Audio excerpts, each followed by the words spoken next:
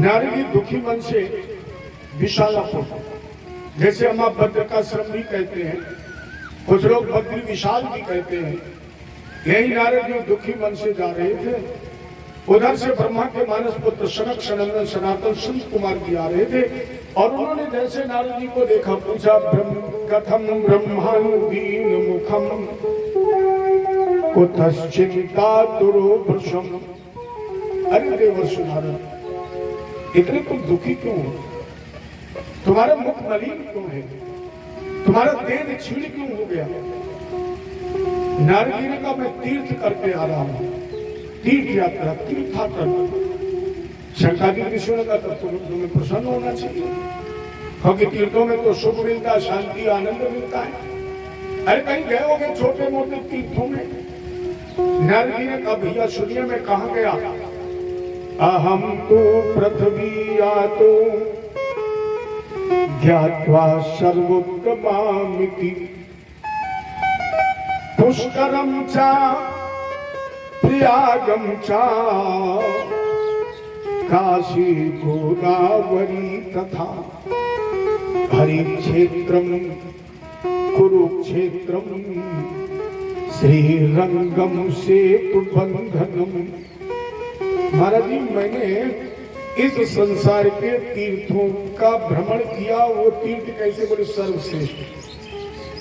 पुष्कर, प्रयाग, काशी, हरिद्वार, कुरुक्षेत्र, रामेश्वरम का दर्शन किया, लेकिन मुझे इन तीर्थों में शांति नहीं मिली। क्यों? बोले मैंने इन तीर्थों में भी देखा, सत्यम नास्ति तपा शौचम दया दानम न विदधति उदरम भरनो जीवो वारिका कूट भाषणा। मैंने तीर्थों में भी देखा, सत्यम नास्ति, कहीं सत्य नहीं है, कहीं तपस्या नहीं, कहीं पवित्रता नहीं, कहीं दया नहीं, कहीं ध्यान नहीं, कहीं धर्म नहीं। और प्रत्येक मानव कलयुग में केवल जानवरों की तरह पेट भरने में लगा हुआ है।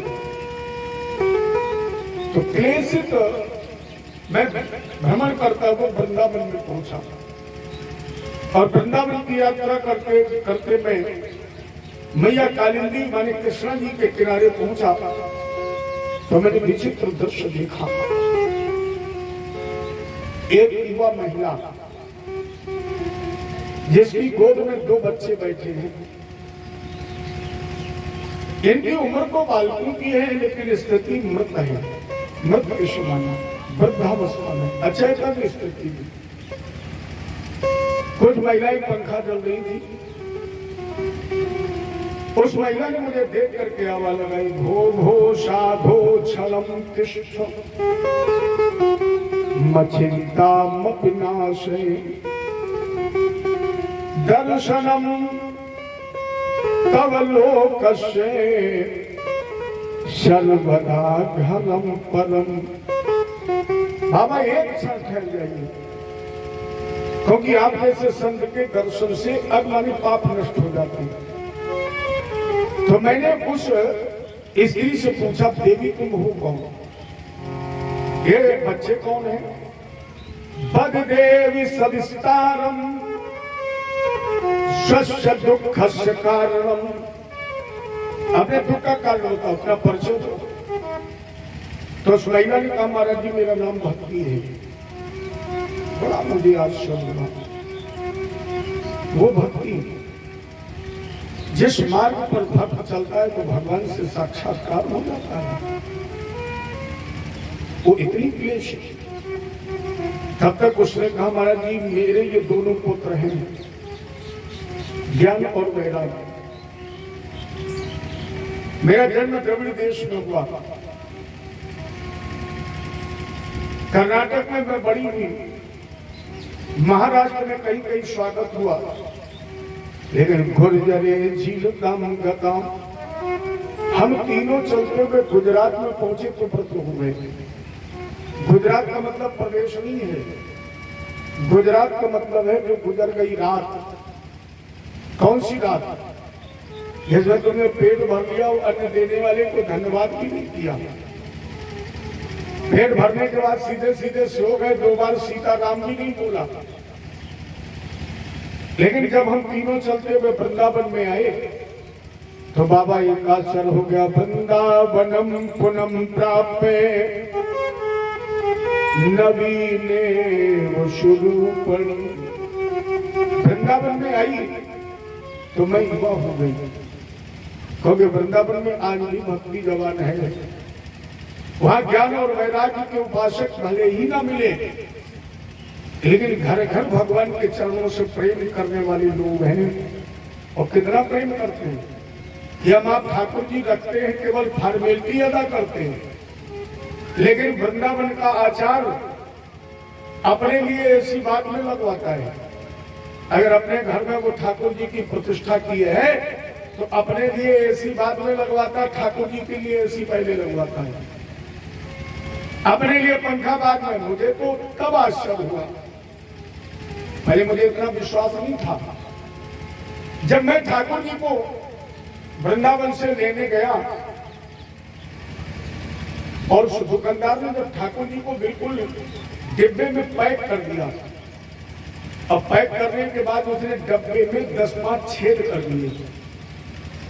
तो मैंने कहा भैया मैं डिब्बे में पैक ही क्यों किया था जब छेद कर दिए, क्यों छेद किए? तो उन्होंने मुझे बड़े आश्चर्य से देखा। बोले महाराज जी आप भागवत कहते हैं और भगवान पर भरोसा नहीं है। हमने कहा भरोसा तो है। बोले अगर भरोसा है तो मैंने छेद इसलिए किए हैं कि कानपुर तक ठाकुर जी जाएंगे तो इन्हें हवा कैसे मिलेगी।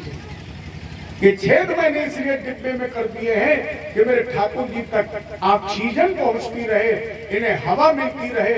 ये विश्वास होना चाहिए ठाकुर जी के प्रति। वहां के लोग अपने लिए पंखा बाद में लगवाते हैं और हम आप क्या करते हो, अपने कमरे में एसी लगवा लिए। अब बोले अब उस कमरे में कोई नहीं लेता, पंखा भी बंद कर दो, लाइट भी बंद कर दो। तो तुमने क्या भगवान को पागल समझ लिया? वो बेचारे गर्मी में सो रहे हो, तुम आराम से एसी में ले रहे हो। भगवान पर भरोसा रखिए। जो तुम प्रयोग करना चाहते हो भगवान को पहले देख करके तो देखिए। इतना विश्वास भगवान पर रखिए। तो घर घर में भक्ति हुआ है।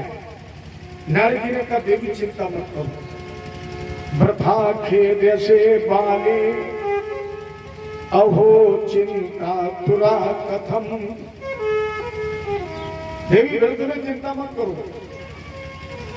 तुमने अपने दुख का कारण मुझे बताया, अभी ज्ञान और वैराग्य को चैतन्य करता हूं। नारद जी ने ज्ञान और वैराग्य के कान से अपना मुंह लगाया और आवाज दी ज्ञान जागो वैराग्य जागो, कोई असर नहीं हुआ। नारद जी के पास जितने भी तर्कस में बाण थे सारे प्रयोग कर दिए। एक बार ज्ञान और वैराग्य ने आंख खोल करके देखा, फिर उसी अचैतन्य स्थिति में चले गए। अब नारद जी सोच रहे थे मुझे क्या करना चाहिए। उसी समय एक आकाशवाणी हुई, देवर से सत्कर्म करो। तो नारद जी ने कहा भैया हम सत्कर्म की तलाश में जा रहे हैं, कौन सा ऐसा सत्कर्म करूं जैसे ज्ञान और वैराग्य चैतन्य हो जाए। शनकादिक ऋषियों ने कहा भागवत जी की कथा सुनाओ। नारद जी ने कहा भागवत जी की कथा सुना, पहले सुनो। तो मैंने क्या सुनाया उन्हें? ज्ञान वैराग्य को जगाने के लिए वेद वेदांत घोषैव गीता पाठे प्रबोधितम। मैंने ज्ञान और वैराग्य को जगाने के लिए गीता शास्त्र वेद पुराण उपनिषदों का अध्ययन किया है। और आप कह रहे हो भागवत सुनाओ। शनकादिक ऋषियों ने कहा इदम भागवतम नाम पुराणम ब्रह्म सम्मितम भक्ति ज्ञान विरागाणाम स्थापनाय प्रकाशितम। भक्ति ज्ञान वैराग्य का उद्भव, इनका प्राकट, इनका प्रकाशन भक्ति ज्ञान और वैराग्य को चैतन्य करने के लिए ही हुआ। इसलिए भागवत जी की कथा सुना। यह देवर्षि यह कह दिया जाए कभी तक तुमने वेद शास्त्र रूपी मट्ठा का सेवन कराया है अब इन्हें मक्खन का सेवन करो।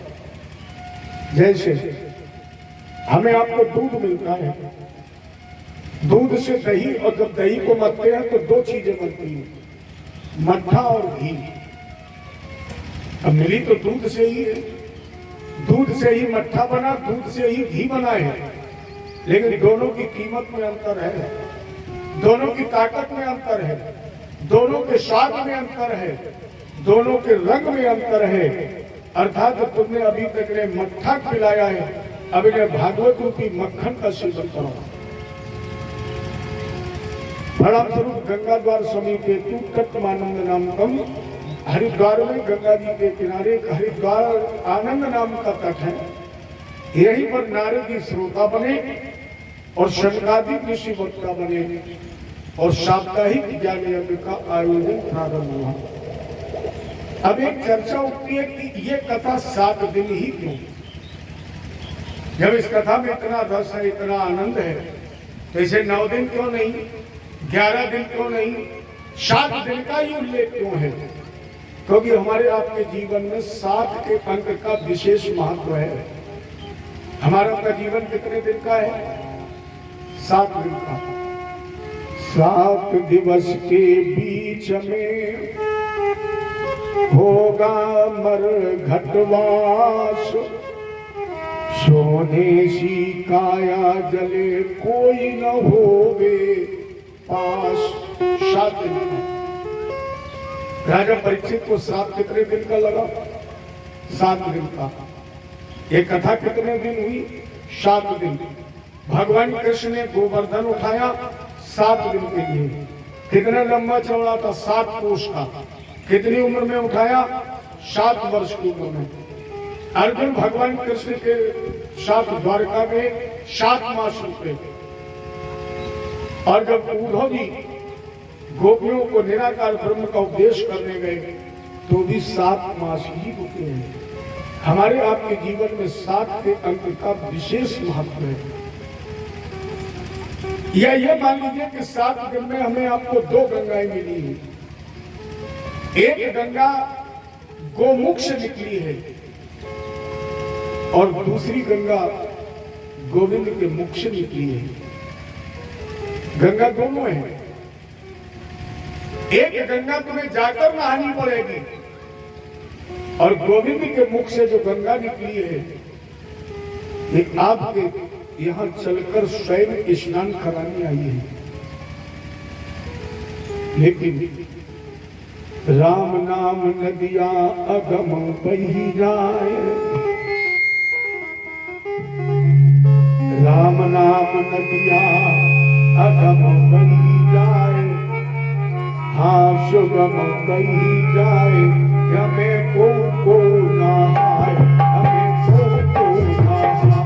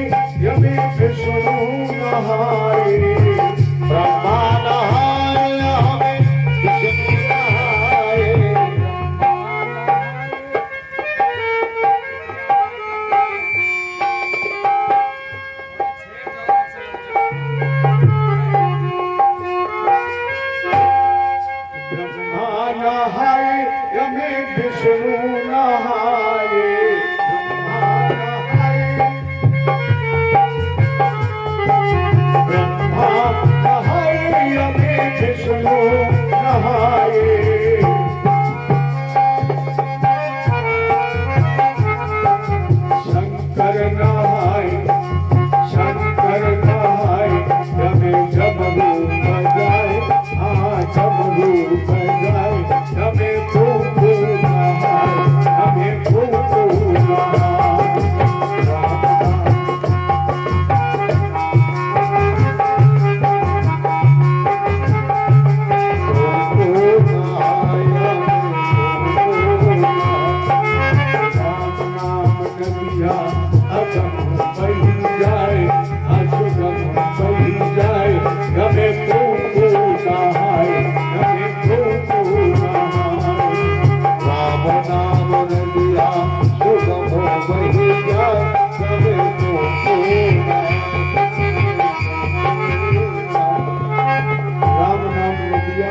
पर रही जाए, या में कोई नहाए, सभी नहीं नहाते, कोई कोई नहाता है। तो जैसे इस कथा का आयोजन हुआ, जिनके कल्याण के लिए कथा का आयोजन किया गया वो कहाँ बैठे? अभी हमने आपको बताया वृंदावन में जमुना जी के किनारे कथा कहाँ हो रही है? हरिद्वार में गंगा जी के किनारे। दूसरा बिंदु, श्रोता कैसे आए? आज तो पर्चा बंटवाए जाते हैं, पीले चावल दिए जाते हैं, नाई के द्वारा बुलावा लगाया जाता है, लेकिन उस समय ऐसी कोई व्यवस्था नहीं की गई थी। श्रोता कैसे है? बोले भृगुर वशिष्ठ शौनश्च गौतमो अमेवातिथिर देवल देवरातो रामस्तथा गाधसुतश्च शाकलो अमरकंड पुत्रा त्रिज पिपलागा। श्रोता कैसे? बोले भृगु वशिष्ठ शवन गौतम मेवातिथ देवल देवराज तेन्द्र प्रमथ नारद पराशर, यहाँ पर वेद व्यास जैसे श्रोता बैठे हुए हैं। शनकादि ऋषियों के द्वारा देवर्षि नारद श्रोता बनकर कथा सुन रहे हैं। और जैसे 7वें दिन कथा का विश्राम हुआ, महात्माओं आश्चर्य होगा। बनमाली घनश्याम पीतवासा मनोहरा। जैसे 7वें दिन कथा का विश्राम हुआ तो बनमाली, भगवान बनमाल धारण किए हुए, कांची कला परुचरो ललसन मुकुट कुंडला, जिनके कानों में मकरा के कुंडल बिजली की तरह कौन रहे, इनका प्रकट होगा जब कृष्ण भगवान की उसी समय भक्ति ज्ञान वैराग्य के शरीर में अवस्था प्रकट हो गई और वासुदेव भगवान के श्री चरणों में नृत्य करते हुए हाथ उठाए और कहा, ठाकुर जी महाराज, जीवन का मैंने सौंप दिया, सब भार तुम्हारे हाथों में।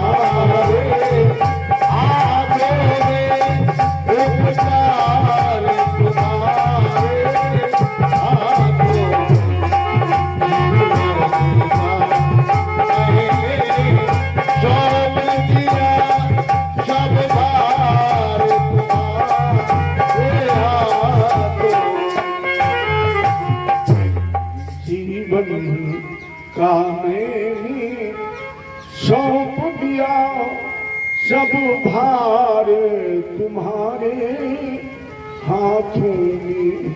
प्रणाम स्वरूप हमारे ठाकुर जी ने भागवत के एक एक श्लोक में भक्ति ज्ञान वैराग्य को बसा दिया, वरदान दे दिया कि आज के बाद जहां भी इस ग्रंथ की प्रतिष्ठा होगी, जहां भी इस कथा का गायन होगा, वह भक्ति ज्ञान और वैराग्य तुम्हारा नृत्य होगा। यहाँ पर सुखदेव जी भी आए, प्रकट हुए, भगवान का दर्शन प्राप्त किया। प्रश्न उठा कि आखिर इस कथा को सुनने का अधिकारी कौन है, कौन इस कथा को सुन सकता है। सूत जी ने कहा इस विषय में भी हम तुम्हें एक इतिहास सुना रहे हैं, एक पुराना इतिहासम पुरातनम यह श्रवण मात्रेण पाप हानि प्रजायते। जिस इतिहास के श्रवण करने मात्र से तुम्हारे जीवन के सारे पाप नष्ट हो जाएंगे। तुंगभद्रा तटे पूर्वम भूत पत्तन उत्तमम यत्र वर्णा स्वधर्मेण सत सत्कर्म तत्परा आत्मदेव पुरे तस्मिन् सर्ववेद विशारदा। तुंगभद्रा नदी के किनारे एक नगर था, जिस नगर का नाम था उत्तम नगर। और इस उत्तम नगर में एक आत्मदेव नाम का ब्राह्मण रहता था, जिसकी पत्नी का नाम था धुंधली। भिक्षुकों विद्वान लोग में धुंधली तत्प्रिया स्मृता था। पत्नी के रूप में आत्मदेव और धुंधली। महात्माओं, इस संसार में अगर कहीं स्वर्ग है तो गृहस्थ जीवन में है, लेकिन कब जब पत्नी के विचार मिल जाए, अगर पत्नी के विचार न मिले तो फिर इससे बड़ा नरक भी कोई नहीं है। और यही आत्मदेव क्या हुआ, पत्नी से विचार मिलते नहीं। और जब आत्मदेव के पत्नी से विचार नहीं मिले तो एक परिणाम भी सामने आया, ना पुत्रो ना विवाह पुत्री ततश्चिंता तुरोभसम। आत्मदेव के धुंधली से न कोई पुत्र हुआ, न कोई कन्या पैदा हुई, ये निसंतान रही। आत्मदेव ने सोचा इस निसंतान जीवन से अच्छा है कि कम से कम भजन ही करें, परमात्मा का चिंतन करें। सा एकदा गुदो दुखाद गृहम तत्कम वनम गता। आत्मदेव ने आत्ममंथन किया, विचार किया और विचार करके एक दिन अपने घर का त्याग कर दिया और गृह त्याग करके ये चले जा रही थी। मध्याह्ने चलते चलते दोपहर हो गई। मध्याह्ने छोटा से प्रसिद्ध हो गई और एक तालाब के किनारे पहुंच गए। रस्तो जातस तड़ागम समतेमान। और जैसे तालाब के किनारे पहुंचे, अंजलि में जल लिया, पीने का उपक्रम किया। मन में फिर वही विचार उठा, अगर पुत्र होता तो मैंने घर का त्याग न किया होता, इस तालाब का पानी न पिया होता। और यही सोच रहे थे, वहीं पर एक सन्यासी आ गया। मुहूर्ता तत्रैव सन्यासी कश्चिदागता। एक मुहूर्त के अंदर सन्यासी आ गया, आत्मदेव को रोते देखा, प्रश्न किया, अरे ब्राह्मण महाराज, कथम रोदस तुम काते चिंता बलियसी। अरे ब्राह्मण महाराज, तुम्हें कौन सी चिंता है, तुम क्यों रो रहे हो, अपने दुख का कारण बताओ। आत्मदेव ने कहा, गुरु जी मैं निसंतान हूं, मुझे इसका दर्द नहीं है। फिर दर्द किसका है? आत्मदेव ने कहा, पाल्यते या मया धेनु। अगर मैं गाय पालता हूं तो वो बांध हो जाता है, अगर मैं अपने हाथ से वृक्ष लगाता हूं तो फलना और फूलना बंद कर देता है। पूर्व पापेन संचितम। क्या मेरे पूर्व पापों के जन्मों का उदय हो गया है। ये क्यों हो रहा है? सन्यासी ने कहा पहले बेटा ये बताओ तुम पुत्र का करोगे क्या? अगर तुम्हें पुत्र मिल भी जाए तो क्या करोगे? आपने तो तुम्हें पढ़ी है महाभारत। महाभारत में धृतराष्ट्र के कितने पुत्र थे? 100। क्या मिला? पिता को कुछ मिला? धृतराष्ट्र की आंखों के सामने 100 के 100 मारे गए। अच्छा, आप लोगों ने शकर का इतिहास पढ़ा होगा। शकर के कितने थे? 60,000। लेकिन हन्नताम पाप एक खड्ड सहस्त्राण। कपिल भगवान की क्रोधाग्नि से वो 60,000 बच्चे जलकर भस्म हो गए। शकर को क्या मिला? भागवती में एक कथा आती आगे चल करके चित्रकेतु की। वरदान दिया था बाबा ने कि तुम्हें पुत्र मिलेगा, वो सुख भी देगा और दुख भी देगा। जब यह बाल्यावस्था में सौतेली माताओं के द्वारा जहर पिलाकर मारा गया और नारद जी ने इस बालक को जीवित किया, तो उस बच्चे ने कहा पिताजी सर्व ही सर्वेशाम भवन्ति क्रम शोभिता। इस संसार का हर रिश्ता नाता मिथ्या है, झूठा है, शुक्रवत है। तो फिर पुत्र लेकर के क्या करोगे? आज के लोग एक गीत गाते हैं, शाम को अपने बेटे को पीठ पर बैठा लेंगे। अब बेटा अपने बाप के कान पकड़ के उमेठता कहता घोड़े की तरह चलो। अब बेटे को पीठ पर बैठा कर घोड़े की चाल में चलते हैं और बड़ी मस्ती में एक लाइन गाते हैं, सूरज कहूं या चंदा, तुझे दीप कहूं या तारा, मेरा नाम करेगा रोशन। क्यों चाहते हो बेटा? बोले मेरा बेटा बड़ा हो जाएगा, मेरा नाम करेगा। अच्छा, आपसे कोई पूछे आपने अपना कितना नाम किया है? अपना नाम किया नहीं, बेटा नाम करेगा। बेटा नाम बढ़ाएगा नहीं। लोग कहते हैं कि बेटा मेरा नाम बढ़ाएगा, याद रखना नाम बढ़ाएगा नहीं, बेटा नाम कटाएगा। पहले लोग साल 2 साल में कटवाते थे और कलयुग में तो इतना प्रभाव हो गया है कि 13वीं बाद में होती है और 4 बेटे आंगन में बैठ करके पहले लड़ते हैं, तहसील जाते हैं, लेखपाल से कहते बाप का नाम काटो, हमारा नाम चढ़ाओ। और तुम कोटली बांधे बैठे बेटा नाम बढ़ाएगा, नहीं बढ़ाएगा। वो इंतजार कर रहा है तुम्हारी राम नाम हो तुम्हें काटे। अरे महात्मा गांधी का नाम बेटों ने बढ़ाया है, सुभाष चंद्र बोस, चंद्रशेखर आजाद, सरदार भगत सिंह, इनके नाम बेटों ने बढ़ाए। रामकृष्ण, इनके नाम बेटों ने बढ़ाए। हम आप बैठे बेटे नाम बढ़ाएंगे, नहीं बढ़ाएंगे। अरे कुछ ऐसे काम कर लो जो जाने से पहले तुम्हारा नाम चल जाए, जाने के बाद तुम्हारा नाम बढ़ जाए। ये लोग तो खटाने के लिए बैठे हैं। और फिर आप दो एक जन्म की बात छोड़ो।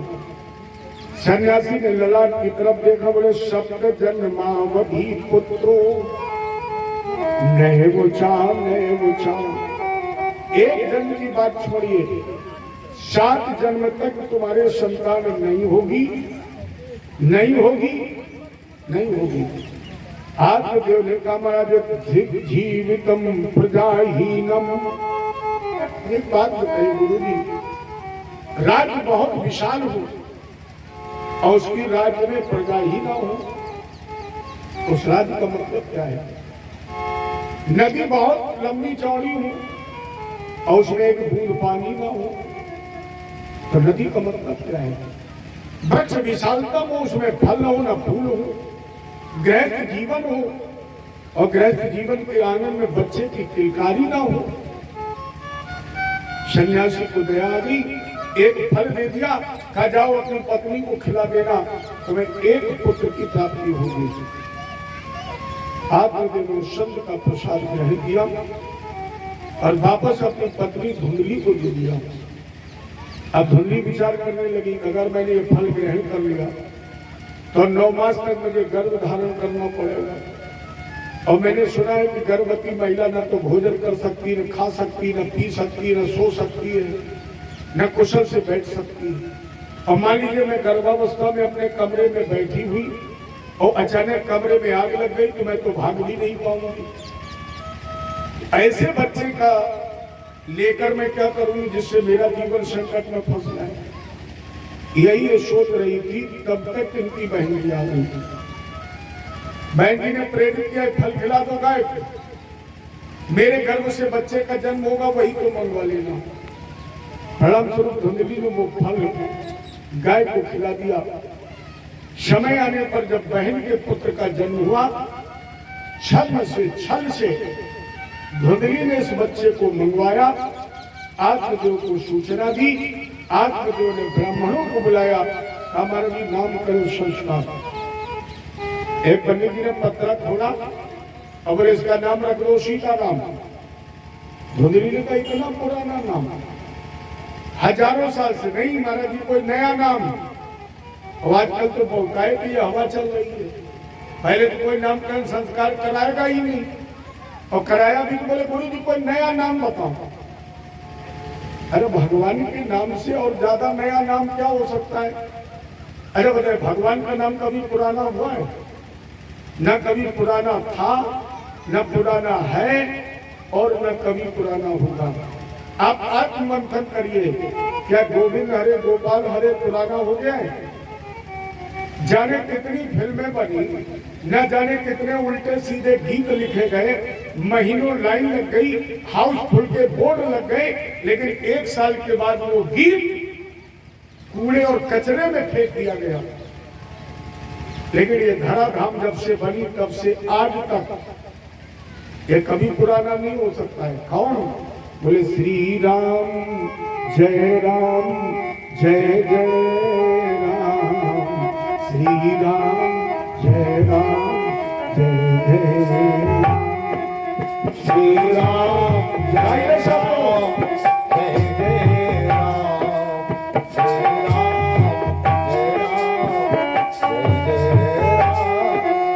श्री राम जय राम, जय जय राम,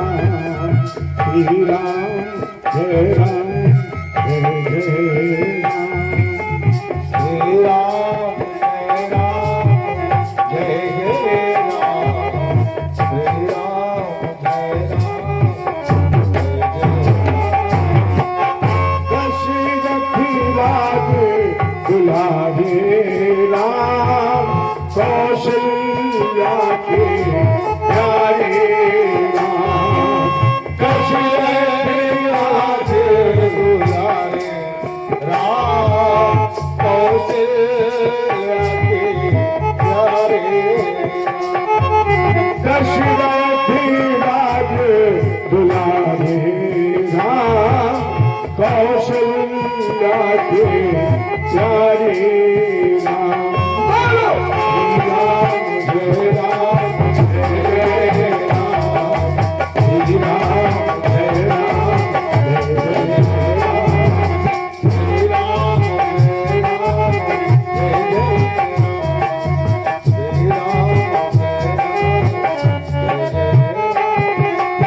राम जय राम, जय जय राम, श्री राम जय राम, जय जय राम।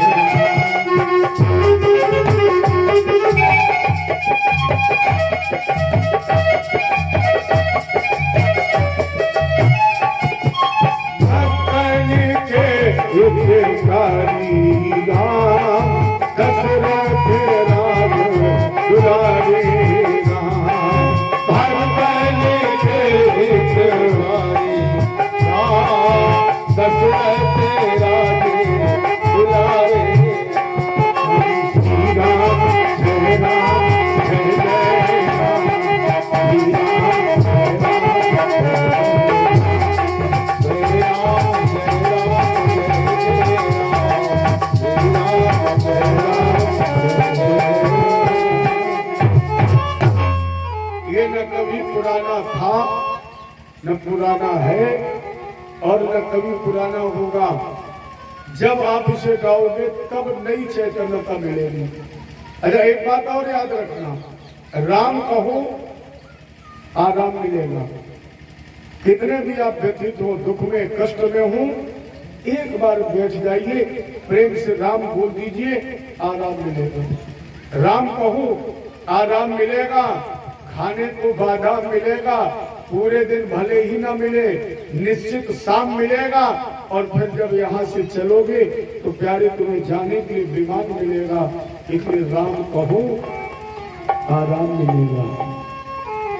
लेकिन धुंधली नहीं मानी। एक विद्वान उसमें होशियार था, उसने पत्रा 2-3 बार पलटा, अब बोली देवी इसका नाम धुंधली, धुंधकारी ठीक, धुंधली का गुरु जी बिल्कुल ठीक, क्योंकि धुंधली से धुंधकारी ही पैदा हो सकता है। बहुत अच्छा नाम आपने रखा है। तो पुत्र धुंधकारी नाम माता प्रतिष्ठितम, इसका नाम रख दिया गया धुंधकारी। 3 महीने का हुआ तो उस गाय ने भी एक बच्चे को जन्म दिया। त्रमाशे निर्गधे चाथ धेनुषा शुशुभेर्वखम, उस गाय से भी एक बच्चे का जन्म हुआ। सारा शरीर मानव का है, कान गाय के हैं, इसलिए विद्वानों ने इसका नाम रख दिया गोकर्ण। सर्वांगम, इस संत के प्रसाद से पैदा हुआ ना, तो सर्वांगम सुंदरम दिव्यम निर्मलम कनक प्रभम, इसका एक एक अंग दिव्य है, निर्मल पवित्र है। कनक प्रभम, कनक माने सोना, जिसके सारे शरीर से सोने के समान तेज प्रकाश। गोकर्ण पंडितो ज्ञानी, गोकर्ण बहुत बड़ा विद्वान था। धुंधकारी महाखला, धुंधकारी था दुष्ट। इसकी दुष्टता के कारण आत्मदेव ने दुखी होकर घर का त्याग कर दिया। यहां ध्यान देना, निपूत से कपूत खराब है। कपूत घर में पैदा हो, इससे निपूत अच्छा है, क्योंकि निपूत कभी कभी रोता है। अगर घर में कपूत पैदा हो जाए तो हमारी समझ में दिन रात 24 घंटे गुजारता है। तो आत्मदेव ने गोकर्ण से प्रश्न किया, मेरे कल्याण का उपाय। गोकर्ण ने कहा, पिताजी देह अस्तिमाश रुद्रे अभिमत तुम अजाया सुता दिशु ममता विमंचई। पिताजी ये शरीर मांस, त्वचा, मज्जा, रक्त, मल, मूत्र का बना हुआ एक पिंजरा है, और इस पिंजरे में ही माया से ग्रसित है। इसलिए इस पिंजरे में रहते हुए भी अगर हम अपना कल्याण चाहते हैं तो कृष्ण दशमस्य पाठा, श्री कृष्ण नियतम दशमस्य पाठा, कम से कम श्रीमद् भागवत के 10वें स्कंद का ही पाठ करें। अरे पिताजी, अरे बैरी रट ले हरि काना, मेरे बैरी रट ले हरि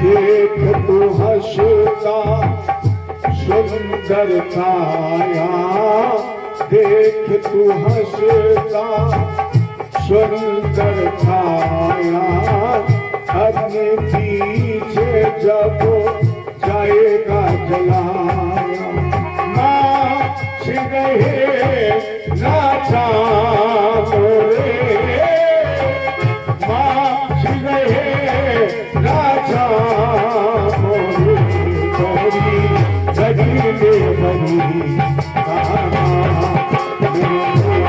मेरी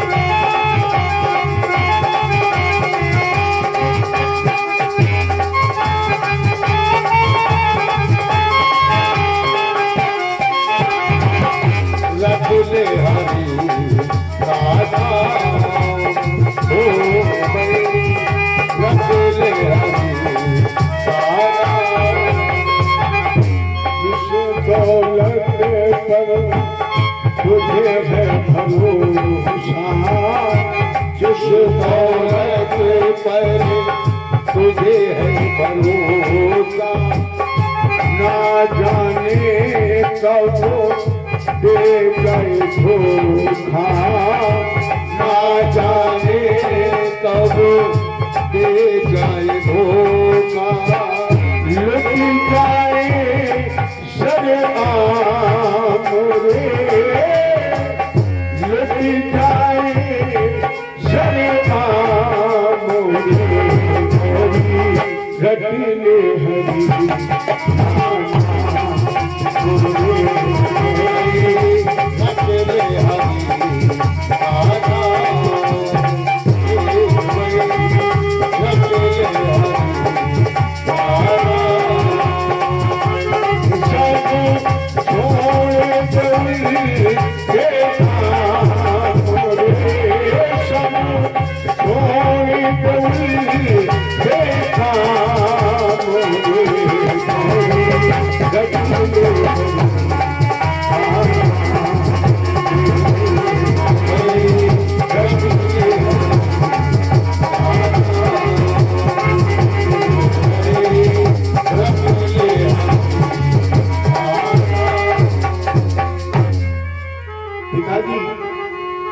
जिस दौलत पर तुझे है भरोसा, ना जाने कब दे जाए धोखा, लुट जाए शर्मा मोरे, लुट जाए शर्मा मोरे, बैरी रटले हरी काना, देख तू हंसता सुंदर काया, शीशे के सामने खड़े होते हो कितने हंसते हो, कितने मुस्कुराते हो, लेकिन अगर आपसे कोई ये पूछे कि आप बाल्यावस्था से जवानी में कब प्रवेश करके बता सकते हो, कोई तारीख निश्चित है? हो सकता है इसलिए निश्चित ना हो कि आपसे आज तक किसी ने पूछा नहीं होगा। ये बात आपसे किसी ने नहीं पूछी, आज मैं आपसे पूछ रहा हूं। आज के बाद 24 घंटे आप पहरा लगाना और हमें फोन करके बता देना कि आज हम बूढ़े हो गए। 24 घंटे आप दर्पण के सामने खड़े रहना, लेकिन आप जवानी से कब बुढ़ापे में प्रवेश कर जाओगे वो तिथि, तारीख और समय आपको पता नहीं लगेगा। अपने आप प्रवेश कर जाओगे और कहने लगोगे ऐसा लगता है क्या बुढ़ापा आ गया है। ले पिताजी रटले हरि का नाम। बड़ा ब्राह्मण साधना करने के लिए चले गए। धंधकारी ने अपना जीवन सारा जुए में, शराब में, वेश्यागमन में व्यतीत कर दिया। एक दिन वो आया जब राजा के यहाँ चोरी की, वेश्याओं को धन दिया। वेश्याओं ने धुंधकारी के मुख में जलते हुए कोयले अंगारे भर दिए, रस्सियों से बांध दिया और धुंधकारी को तब तक पीटा जब तक किसका अंत नहीं हो गया। अब यहाँ से ध्यान देना, अगर तुमने किसी का कर्तव्य किया है तो तुम्हारा भी कर्तव्य होगा। अगर दुख दिया तो दुख मिलेगा। गोखल ने अपने माता पिता और भाई के लिए गया में श्राद्ध किया, लेकिन धुंधकारी का उद्धार नहीं हुआ। क्यों? धुंधकारी के कुल का ही किसी को पता नहीं। अगर कुल का पता नहीं तो इसका उद्धार कैसे हो जाता? या जो मात्र पितृ दो ही है उसे भगवान कैसे तारते? लेकिन करा कैसे? इन्हें 7 दिन गोकर्ण की वाणी से प्रेत योनि में 7 गांठ के अंदर बैठ करके कथा सुनी और एक एक दिन में उसकी एक गांठ फट गई, 7वें के रूप परिवर्तित हो गया। लेकिन ये 7 गांठ का बास कहीं बाहर नहीं है। आप पैर से लेकर सर तक गिन करके देखना, प्रसाद मिल जाए जब घर चले जाना तो आज सबसे पहला काम करना, आप पैर से लेकर सर तक गिन कर देखना। इस शरीर में ही 7 गांठें हैं और यही बात है। इसके अंदर जो मन बैठा ये धुंधकारी है, गोकर्ण ये कान है, आत्मदेव जीव है, तुंगभद्रा नदी के किनारे जो उत्तम नगर है ये शरीर। तुंगभद्रा, तुंग माने होता श्रेष्ठ, भद्र माने कल्याण। ये शरीर श्रेष्ठ है, इससे अगर चाहो तो कल्याण कर लो।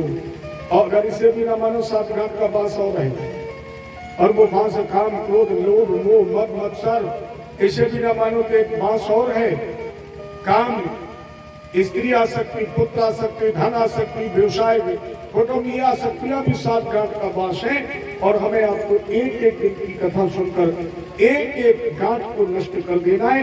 वेदव्यास जी ने लिखा है, असारे संसारे विषय विषय शंगाकुल धियाऊ, क्षणार्थे क्षेमार्थे पीबत सुख गाथा तुल सुधा, किमर्थ व्यर्थे भो ब्रजत कुबुधे कुतसित कथे, परीक्षित यद साक्षी यक्षण गत मुक्ति युक्ति कथनी। इस शिखरणी श्लोक की चर्चा कल इस व्यासपीठ से हमारे आपके बीच में होगी। कल की कथा में इस शिखरणी श्लोक पर हमारी आपकी चर्चा होगी और प्रसंग कल अन्य प्रसंगों के साथ ध्रुव चरित्र तक पहुंचेगा। चलिए अब गाते 2 बार नाम, इसके बाद आरती और प्रसाद। गोविंद हरि गोपाल हरि, गोविंद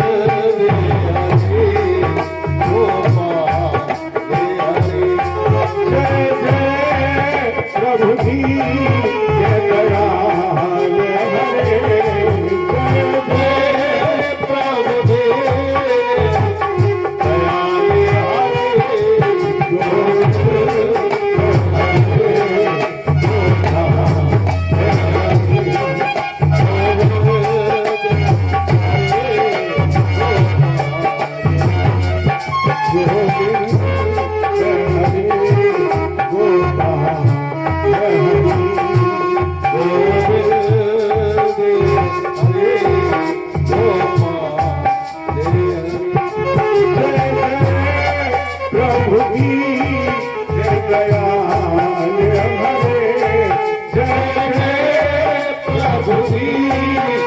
दयाल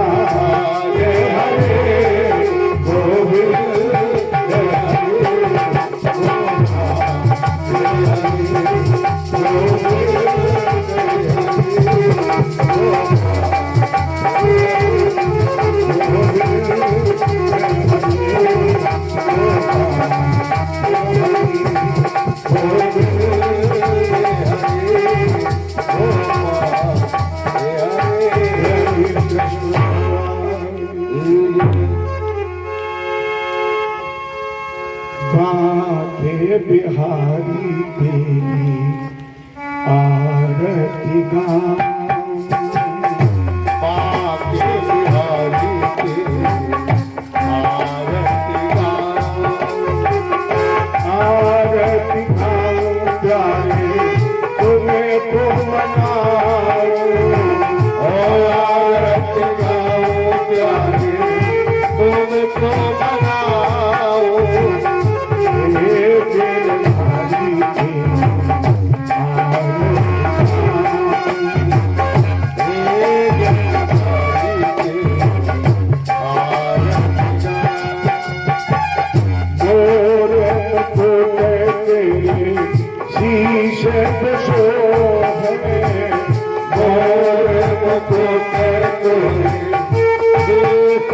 सोहे प्यारी बंसी तेरे मन में है प्यारी बंसी तेरे मन में देखी छवि मैं तो अभी तक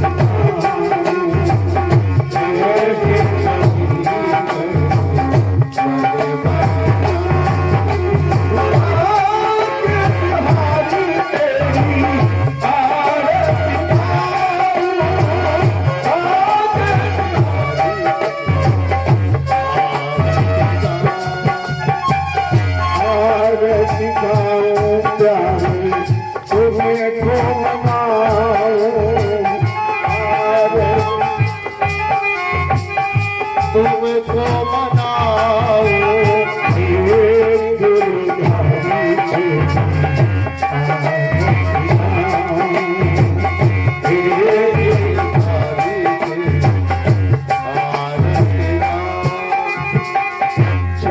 रोशनी के लिए गंगा प्यारी रोशनी के प्यारे गंगा प्यारी जिसने सारी दुनिया तारी जिसने सारी दुनिया तारी उन्हें चरणों में मैं तो शीश झुकाऊं उन्हें चरणों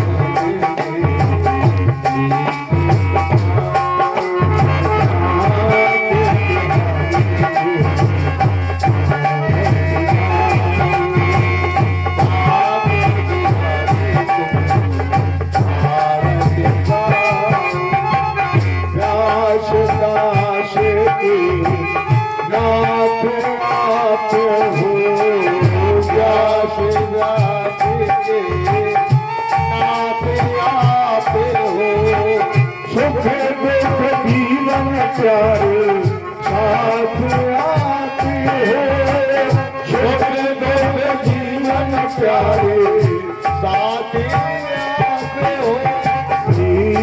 चरणों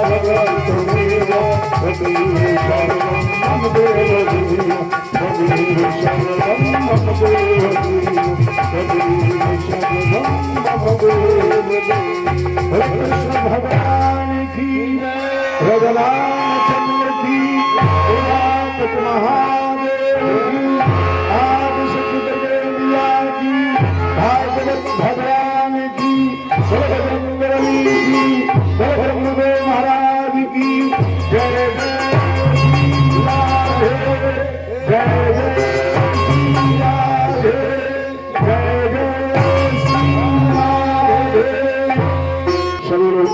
जय